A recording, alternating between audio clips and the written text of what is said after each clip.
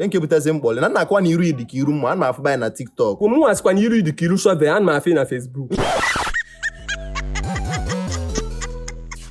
Nwanna ga ije. Efe na Mụ ka ije dị m n'ụkwụ n'ọnwa ya. Okay, iwe wana ekwu na-eme TikTok. Adị m eme TikTok na TikTok abụrụ garị. Anọ m TikTok ọnwụ. Okay, ofe ife a. Gị udimisi ọkwa ya? Ee, ọmụ udimisi. Masị iru idika iru mma. Iru idika iru mma from TikTok. Fịọfịọ agala ọnụ. Nke m afụ anya m. Sorry o. Okay.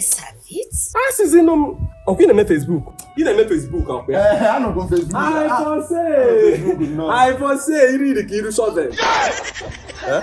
Iru idika iru shovel. Ọkwa gị bụ Mr. Shovel. Nke butazi mkpọle na nakwa na iru idika iru mma ana afụba na TikTok. Nke ụkwazi na iru idika iru shovel. Ofe ife aka anyị na-ekwu mụ asikwa na iru idika iru shovel ana afị na Facebook. Abago na mkpọle. Mana isi na iru idika iru mma.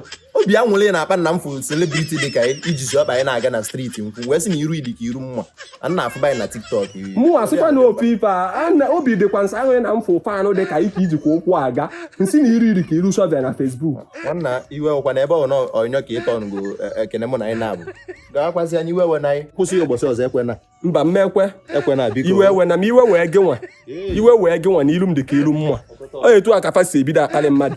Onye chi ịkparị nya sị m excuse me before o bido ịkparị m.